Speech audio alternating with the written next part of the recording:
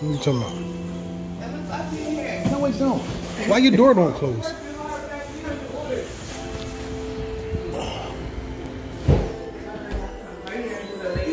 You got what? You got how many orders? 368. What, online orders? Yes. Online orders. Am I live? No. You got 300 online orders. 368 online orders. Fucking balling. I'm stressed. What you selling? What am I selling? Yeah. I got my detox shampoo and my restoring conditioner, and I have my tingle shots. What the hell is? I was wondering what the hell is it? Tingle shots is right on that shelf right there. Yeah, I see them. What is it? So the tingle shots Just make you tingle. You can add it to your shampoo formula, or you can add it to your conditioner formula if you want a more minty feeling when you wash. So like peppermint. Yeah. It's some freak shit.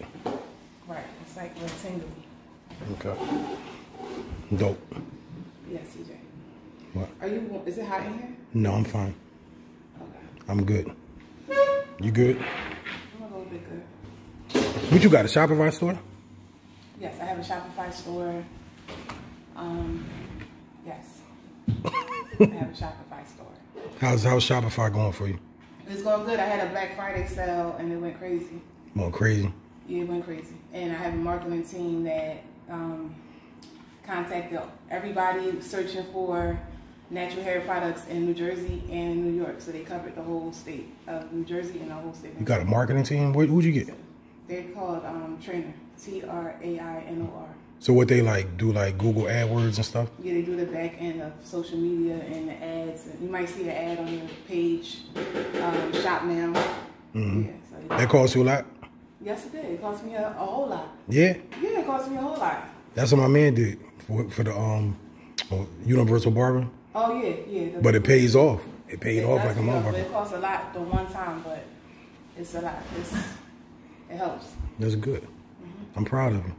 Thank you, CJ. Because remember, I was making it in a bucket in the shop, and you kept saying, "What's that smell? What's that smell?" Because it stinks. It used to stink. No, it don't stink. It used to. No, it's just a strong smell. It's a very strong smell. You wanted to know what it was. But the shit works. Yes, it does. Do it actually make your hair grow? Yes, it does. I have testimonies. How? No, not the testimony. I'm talking about From what scientifically. Scientifically. Okay, so the shampoo is a detox. You see the color is black, but before I mix it, the formula is not black. I add activated charcoal to the formula to clear the scalp, to clear the pores. If you ever go to the hospital for poison, they'll give you a spoonful of activated charcoal to kill the poison. So anything that's going on with your scalp, if you have dandruff, psoriasis, flaking, itching, the shampoo is going to give you a clean slate to prepare your hair for the conditioner. So a lot of people may think that the shampoo dries the hair out, or it makes it hard, or it makes it tangled. No, it's just making it clean. That's all it's doing. Like when you wash dishes, you're not going to wash your dishes with shampoo because you want it to be squeaky clean. So this is like a dishwashing liquid for your hair. It's not dishwashing liquid, but it's like it gets all the grease out, and it gets all the buildup out to prepare your hair for the conditioner. And you would notice that when I do blow dries, there's no smoke in the air. That means the hair is clean. When you guys walk into a salon and people are getting blow dry, there's smoke everywhere, and that indicates that the hair is not clean. So don't be afraid of the squeaky sound or the feeling of the hair being like really spotless, because that is preparing the hair for whatever else you're going to do to it. Shampoo is not supposed to leave your hair still dirty. Exactly. Right. And then, because mad people, when they be coming to shop, they always just want to buy the conditioner. They always want to buy the conditioner because they never felt like their hair clean. You know, they feel like the shampoo is supposed to make it soft and slippery, but that's the conditioner's job only. That's not the shampoo's job. The shampoo's job is to get your hair clean. So a lot of people if they're using different shampoo, you're not going to get the same results as somebody that uses the combination. Yeah, so if you fishing like other stuff, you know, you want to still have a buildup on your scalp, and you still want to have problems with your scalp and your hair because it's not completely clean. How much did it cost you when you made your first bucket 4 years ago? Yeah, my first batch of glue was only conditioner. It was a liquid formula. It was stronger than what the formula is now. And it cost me $108 to make 20 bottles of conditioner. How much did you net after that? $600. I sold each 8-ounce bottle for $30 a piece. You were just selling it to clients? I sold it to strangers too. I had it on Instagram, and I did not have a website. I sent the bottles out on trust. The people would send me a money order in the mail. So I would get their address, send them the product for free, and just trust that they would send me the $30 money order. And they did. I had nobody like not send it. So all 20 people sent me the money order after they got it. And then then I was able to open a bank account and start a website. You got a business account? I got a business account. And then so you made one bucket at first. It was a regular bank account. Yeah. I got a business account later on because business accounts require different stuff. You can't just go open a business. Yeah, so I got a bank account first, and then I was able to get a website and pay for the website through the bank account, and then, you know, now I have a business account separate from my personal account. So you went from one bucket, and then so you was averaging $600 a bucket? I was averaging 600 per 20 bottles in the beginning. But then people started asking me for shampoo. So I took the ingredients from the conditioner, split it in half, and put half of it in the shampoo and the other half in the conditioner. So it's the same formula split in two. So was your intent in the beginning to get what you got now? Or was you just like doing it to see if it worked? My intent in the beginning was to I needed to pay for something. So what you was buying? No, I had to I was living in a basement apartment in the Bronx. It needed all the repairs that you could think of. It needed, and I wasn't in a salon. I was doing hair from home, and I was coming to your shop, you know, coming down to do the weekend thing. But New York is rough, so you have to figure it out. And the glue came from a dark place. I had to figure it out, and I used what I knew, and I put it in a bottle. That's what I did. So you flipped $100. I flipped $108 on a Visa Rush card. Shout out to Russell Simmons. I had a Visa Rush card. People who don't have a bank account have a Visa Rush card or a cash card or whatever. But this was only 7 years ago. 7 years ago. It was 7 years? 7 years ago. No. Yes. Really? Yeah. Why I thought it was 2016. No, Gru was 7 years old. So it was 2014, 2013. 2013. God. Man, that's funny. So, all right. So then when you did that, then you got the idea to bottle it up, right? You got that from me, right? No, I did not get that from you, CJ. You did though. All right, no. So what idea I gave you? I told you to get the logo. You told me to get the logo. You gave me Ali's contact. Shout out to Ali. I just got off the phone with him. I call him every week. I used to call him every month. Now I call him every week. So yeah, shout out to him. I went from one label with a girl, something simple. The labels were not waterproof. They were just paper. Yeah. And I started there, and now I upgraded. He got me looking real professional now. So shout out to Ali with my labels. Yeah, the labels is dope. Yeah. So then, so you was making them by hand in the barbershop. Making them by hand in the barbershop. When I run out, I'll just whip it together real quick with a spoon. And now I'm using a drill. I'm using an electric paint mixer. And I'm mixing it.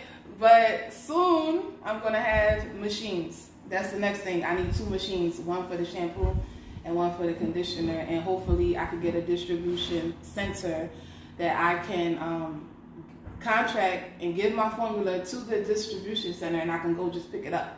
So we don't have to work hard. I got my girls back there. Hold on, slow down. They're working really hard right now. The twins. Go back. They're working really hard. You go. So before you got to here, yes.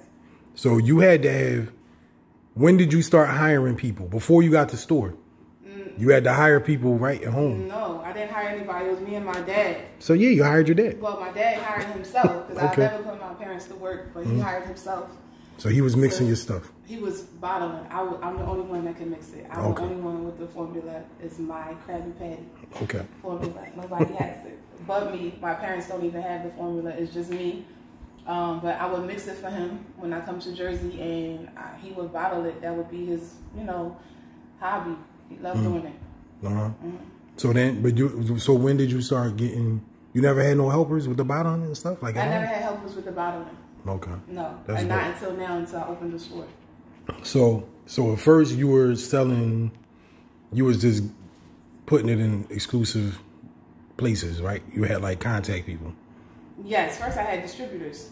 So yeah, distributors. They would that's come right. pick it up from my dad's house, and they would sell it for me. And then shout out to them. Thank God for Tia Washington, Dooney, and Purdy, and Shakira, everybody. And me. And CJ got it right on the shelf right now. You always had it, but yeah, I had people actually delivering it, like house to house, when it was unavailable. And then, so then, when you decide to get a store? Because here's the thing, you could have got a salon, right? Because you had a salon before. I had a salon before, High City, me and Danielle. We had a salon in Norfolk on Dolphin Avenue. Yeah. So when you decided to get a store for this, why'd you go for that? Why did I not go for the salon? Why'd you go for a store and not a salon? Or why not a salon with a store attached? Right. I would love to have a salon. That's my dream, to have another salon here. But the problem is there's not enough licensed stylists here. So I can't be behind a chair because I will never be able to function and work the plan if I'm behind a chair. So I need more girls to get their license. I can't hire girls without a license. Just like I can't walk into a hospital and be a nurse. You cannot just walk into a salon and be a hairstylist. It's like not respected, and it's, you have to respect it, and you have to know the book work, and you have to know what you're talking about before you touch someone's hair. So do you feel like you reached the ceiling with doing hair? No, I want to teach. I didn't reach the ceiling. I mean as far as doing it. Oh, doing it behind a chair? Yeah. No, well, taking appointments 3 months out, yes. Yeah, that's how I feel. Being booked for 3 months, being booked for 6 months, yes. Why? Because since I was 18 years old, I had my license. I was doing hair before then, but professionally, 18 years old, I had my license. I planned my whole life around my clients. Like, I won't go on vacation if they had to go on vacation. If they was getting married, I can't go nowhere. If they graduating, if their daughter's birthday, if their husband's birthday, I can't go nowhere. I have to stay put. So I put my life on hold for my career, for my clients. And now that I'm 36, I'm 18 years in, it's my turn. I feel like I reached my peak. I worked at Ursula Stevens Salon. I don't know no other salon higher up or, that's exceeding her level. So I feel like I reached my peak. It used to excite me to be booked out for 6 months, but it doesn't excite me. It gives me anxiety now because I'm busy. So it's like... No, but so what you did, you figured out, that's the same shit I'm trying to do, what I'm doing, right? You figured out how to make money as a stylist, but how to get yourself away from that. So yes. So you made a product to sell. So you're still in the hair industry, but you don't have to do hair as much. No, I don't have to do hair as much, and I don't want to. You know what I thought was dope you did, though? Way before you even got the store, right? So when you knew you was going to move back to New York or stay back in New York, like you taught everybody how to do what you was doing. Yes. Instead of just saying, all right, y'all need to fly to New York. Teach one. You get your blessings more that way. When you give, you can't always take. Because I could be very selfish and I could say, if you don't buy glue from here, you can't get it anywhere. I don't have to have it on the shelves nowhere. So I don't think like that. I think in abundance. I don't think only for me. I want everybody to come with me. All of my friends' kids work here. my nieces and my cousins, they all work here. You know, I include everybody with GRU. Everybody who wants to be involved with GRU, I include them. I have no problem with including. I don't charge. People want to do pop-ups here. I don't charge. You know, I share. Like, I get ahead that way. I know a lot of selfish people that don't share and don't give up free information, and they want to keep everything to themselves, and they stay right in the same spot, and I exceed them. And I've seen it happen a lot, and that's just how I live. Like, I get it. That's what you put GRU in. You still put it in the beauty stores and stuff? No, the GRU is not in any. Well, in the area, no, it's not in any beauty supply stores in the area. It was in 2 beauty supply stores in the area, but not anymore. I have it in 2 beauty supply stores in Texas. I have it in a beauty supply store in the Bronx. But how your sales in Texas? They know about it down there? My sales in Texas is good. Good. Like, I ship out a lot to Texas, Alabama, different states I ship out to.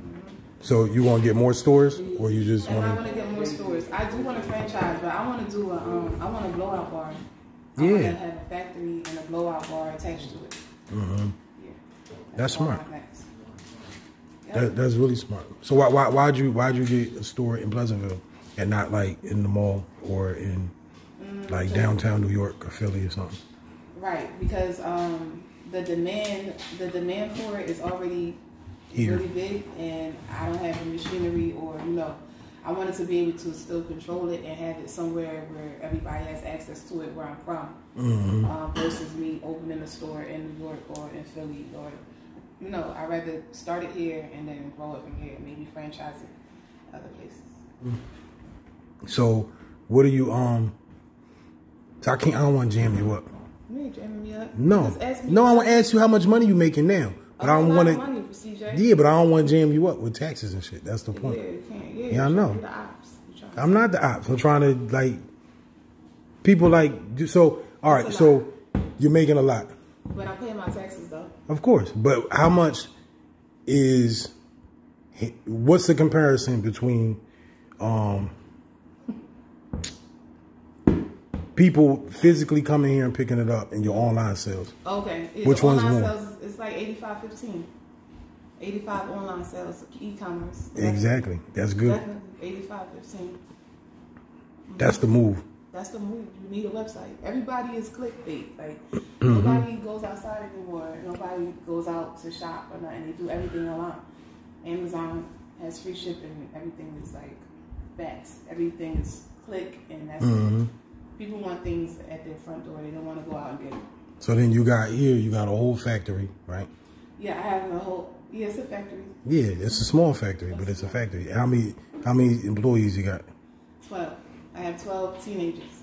So is payroll killing you, or are you just doing? It's not really killing me.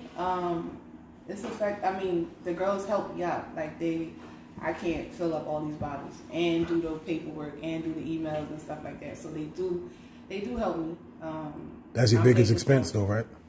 The payroll? No, the biggest expense is the material. The ingredients, really? The ingredients in the bottles. So, all right. So, did you find like some place to get your stuff from Wholesale? Because I remember you was just going down the street.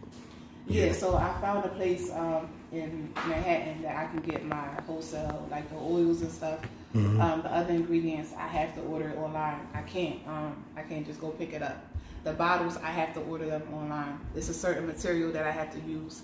If I get any kind of like thin plastic, the ingredients will eat through the plastic. Eat through it, yeah. So I need a certain bottle. It can't be no other material but this. And so when you had to go through the process of doing the patent and all that was hard. Like how long did it take? The patent is hard. You have to like get it searched, make sure nobody has this combination. Did anybody have it? Oh, anything close? Of course not. Nothing close? No. That is weird. Because usually most times, no, I mean, not weird. That's really like unique is what I mean. Because a lot of times people come up, like you'll have an idea and somebody somewhere in the world got the same idea. Yeah. Yeah, not this stuff. That's dope. So you like a little millionaire name. Not yet. Almost. You will be. No, I'm proud of you. We'll celebrate when I get there. Yeah. I ain't there yet. I'm still working very. No, but you're gonna get there. Hard. That's the way to go, though.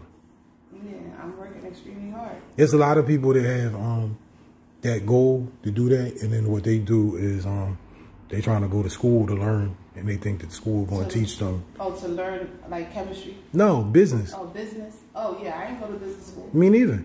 Yeah. That's what I'm saying. That's how I be telling people. Like when people, like my son was even saying that at one point, like, I'm going to be a business major. I said, well, if you want to learn business, you come work in the shop. You don't, you know what I mean? Hands on. I like the teenagers in here because they think it's a joke. Like sometimes they don't have nothing to do. Like, but, you know, I still bring them in to be around me because business is not always busy. So sometimes you won't be sitting and doing nothing, but then, you know, I get ideas from them, brainstorm with them what we could do next. Sometimes they just sit here. Sometimes we just all have lunch. And then, like, times like now, I'm bringing them in late nights to fill up bottles because we got 300 orders to fill, you know, while they still coming in. Like, so today is the last day for my Black Friday sale. So hopefully it's slow. Well, hopefully it's like bittersweet. It slowed down during the week, but I'm thankful. But I got a lot to do. And I don't have time to be like, I don't have a lot of leisure time right now. I don't have a lot of time to do nothing. I have to like keep moving and go to New York. That's my second trip to New York this week. I just came back today. I probably got to go back tomorrow. So it's like. And you selling merch too? I'm selling merch. You got whole Shout out outfits. to BJ. I got Pure Blend. You know, I got a whole. Yeah, he makes my shirts too. I don't got no tights though. You don't need no tights. No, some girls might want a starting file barbershop tights or something. Right, but see, I get my uniforms for the girls because I know what they want to wear. You know, you get them for the guys, you know what they want to wear. No, you know what though? Really, I be getting shirts in the summer. It be mainly for women. It don't even be. I mean, it be dudes admiring and support. Yeah. But what I learned, like, I always cut women hair, right? But what happened when I got on Instagram, they started giving you the analytics and stuff. Yeah. And so what happened, I started looking at my analytics, and I started seeing my audience engagement was higher with women when I post women. So I said, all right, well, it's a no-brainer. I'll just post more women. Yeah. So then it turned from just me doing a haircut to then, like, all right, I'm going to throw you a shirt too. So now, and then the shirt going to advertise a haircut. You know? Yeah. So it become like a whole little spin. So my next thing, what I'm going to do, I'm only using your shampoo and conditioner, right? Okay. But like I said, I got to get my own product to attach to my thing. You know what I'm saying? Attach to your cuts, right? Exactly. You need a pomade. I need a pomade. A spray. Something. Like a shine spray. Yeah, I need all that. Like a mist, like an oil sheen. Because it goes with the clippers. Exactly. Yeah, like this goes with my blow dryer. So like people that see what I have and then they say, oh, like they want to know, oh, why you don't sell oil? I don't use oil on my clients. I made a beard oil to go with the products for my guys with the beard. Yeah, because a lot of guys use the. But for women, I don't put I don't put oil on my clients' hair. Like none of my clients have that in their hair. Yeah, so people like that for some reason. I don't know why. They think it's mandatory. They think that you have to have it, and it's not. It clogs the pores. It weighs the hair down. It doesn't really do anything. Like how Instagram and YouTube tell them that it's working. It's an illusion. If they see it on their hands, they feel like it's doing good for their hair. But if you see it on your hands, that means it didn't penetrate. I have a serum for blowouts, and when you use it, it's no residue on your hands because everything went inside of the hair. That's how it's supposed to be. Right. You ever had a job? I had jobs. I quit. Where you working? I worked at Rose & Co Factory. I worked at Bally's Casino. I worked at Bugatti. I quit all of them. How long did it take you before you quit? Less than 6 months. Yeah, me too. I worked at Tilton Beauty for 2 weeks. Tilton Beauty? Did you? Yep. Right when I graduated high school. This is 97. Oh, okay. Yeah, this is before you was out of high school. Yeah. But I got a job there, and You worked for 2 weeks? Yeah. You know what happened? You had appointments. You had to go. No. This is what happened, right? Because I was 17 then. And I got the job thinking like I'm gonna get a real job. I had been working in a barber shop already for like 4 years, right? So I was like, I'm gonna get a real job. They're gonna take my taxes out. I'm gonna like cut hair under the table. That's what I was thinking, right? So then when I went and worked, they was paying me $5.85 an hour, right? I had no concept of how much was a good wage, right? So I took the $5.85 and I worked. It was 4 hours a day, right? So then when I got my first check, my check was $122. I was like, damn, I could have made this shit in like 3 hours. Oh right? Yeah. I'm like, yo, this, and that back then haircuts was $10. Yeah, so, you just do a whole bunch of them. So what happened when I was working there? You know, Pete the working there. Yeah. He was telling me like, because I had my license out from cosmetology school, and people used to come in there all day and like, yo, I messed up my color. You know, I got in the pool and my hair turned green. So they was like telling them like, oh, we got a hair care specialist here. He got a license. You know what I'm saying? So they would come in and I would tell them like, oh, now buy this, use this, do this. And then what happened, Pete told me one day like, yo, they should be paying you more. Yeah, because you doing and I ain't know. Yeah, and he was like, yeah, we got another girl in here. She got a license and they paying her like $7, $8.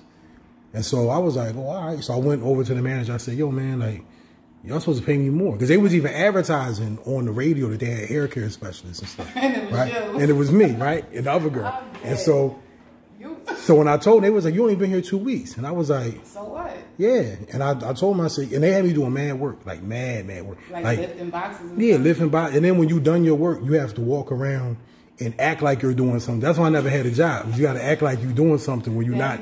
Yeah, I don't do that. So, yeah, when they told me like, well, you got to wait until you got some time. And I said, I'm just going to quit. So the lady was like, you ain't going to give us 2 weeks? I said, nah, I'm done now. Barber Shop. Yeah, and that's the only job I ever had. Never had another job.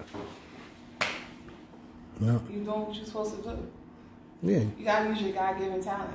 Some people don't never use it. And they be so like mad at their job. They be mad at their boss. But you have an inner voice that's telling you what you need to be doing and you don't do it. Your inner voice tells you to do hair? Yes. It does? Yes. Wow. Or did you just... No. You always wanted to be a hairdresser? I always wanted to be a hairdresser. See, I wasn't like that. I wasn't like that. You didn't want to be a barber? I still don't want to be a barber. I don't care. So what did you want to be? I was a DJ. That's what your inner voice is telling you to do? Not now. I don't care no more. But before? Back then, that's what I wanted to do. I just wanted to make money. But here's the thing. What I learned about me, I just like doing business.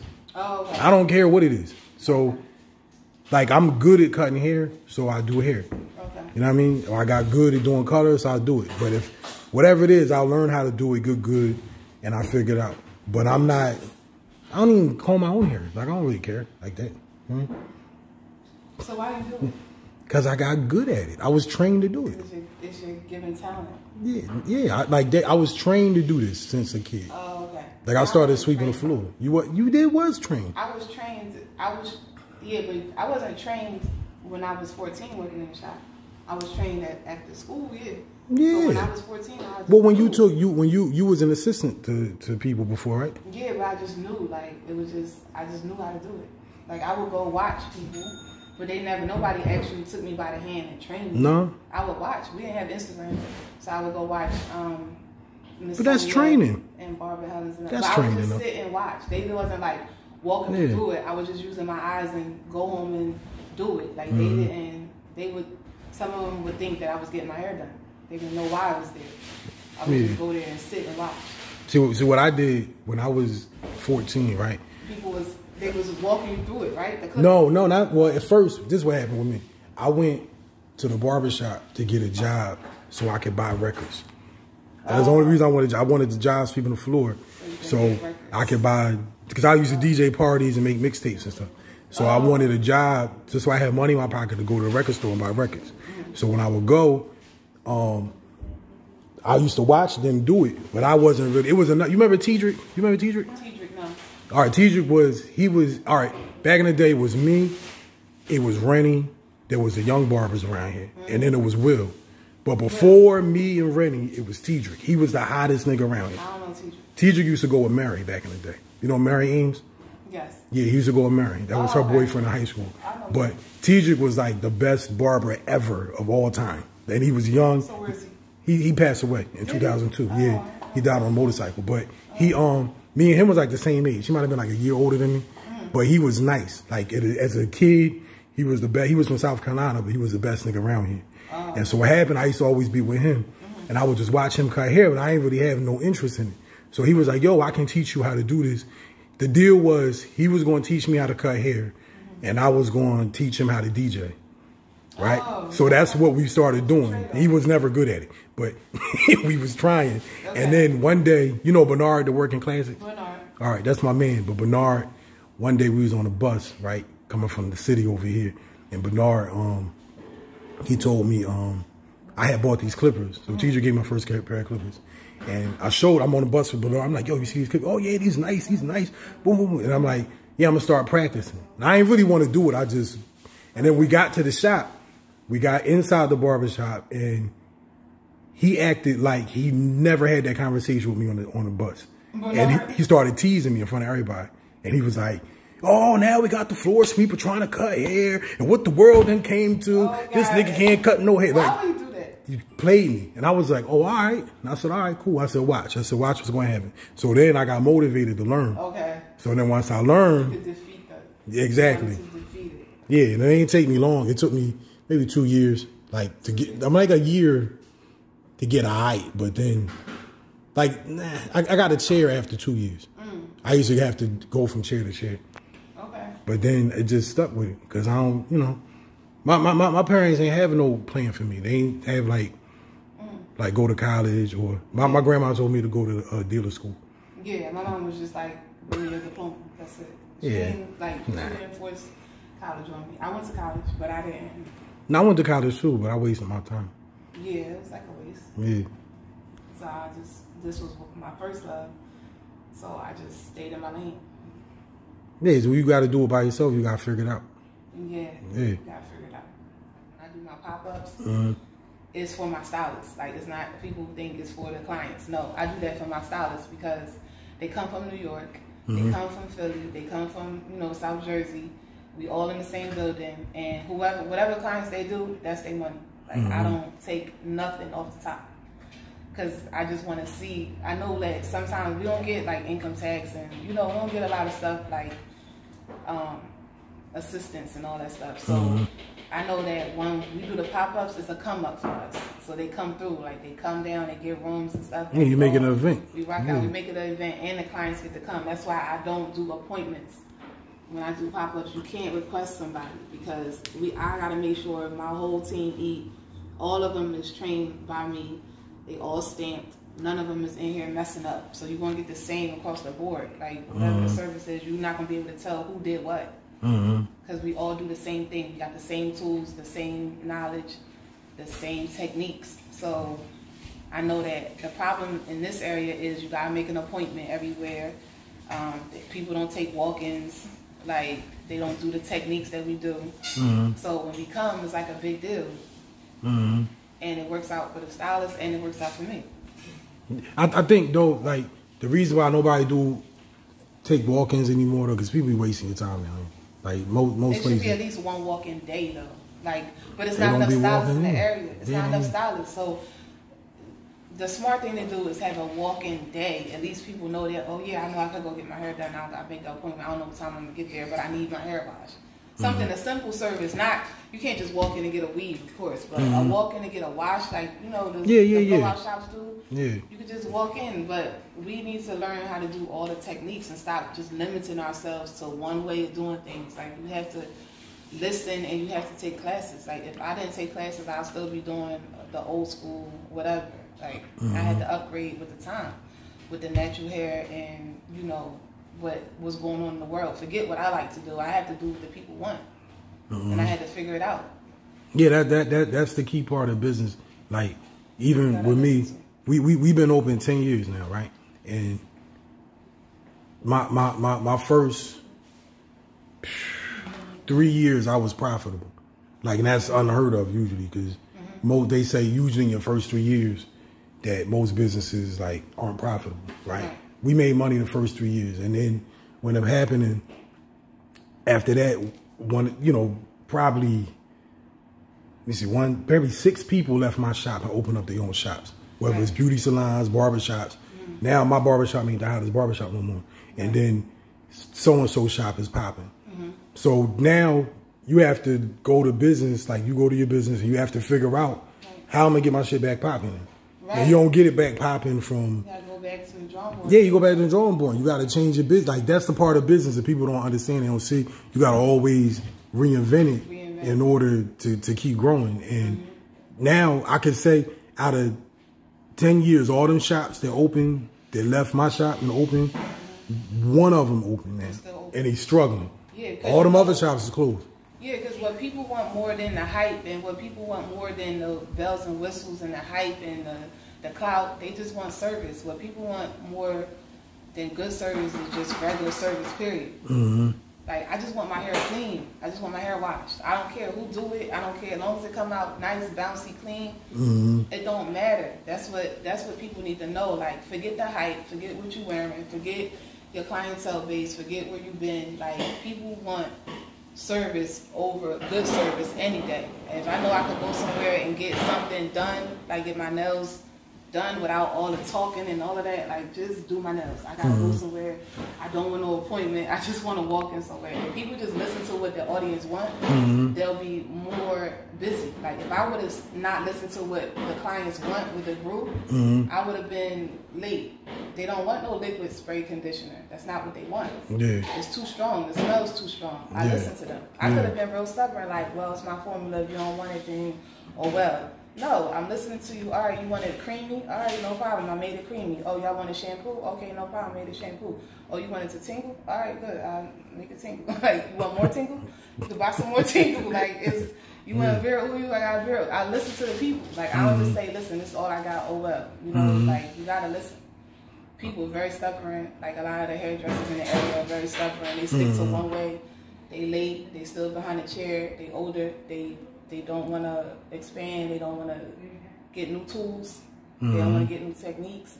It's like, oh, but I got a blow dryer, but you don't got this blow dryer. Oh, but I got a flat iron already, but you don't got this one up. You got to listen. Like, it's a whole lot of tools out there. But if you see my pictures and videos, and your pictures and videos is not coming out like mine, and mine's come out the same across the board, and I do the same formula, the same technique to everyone, then you need to listen to me.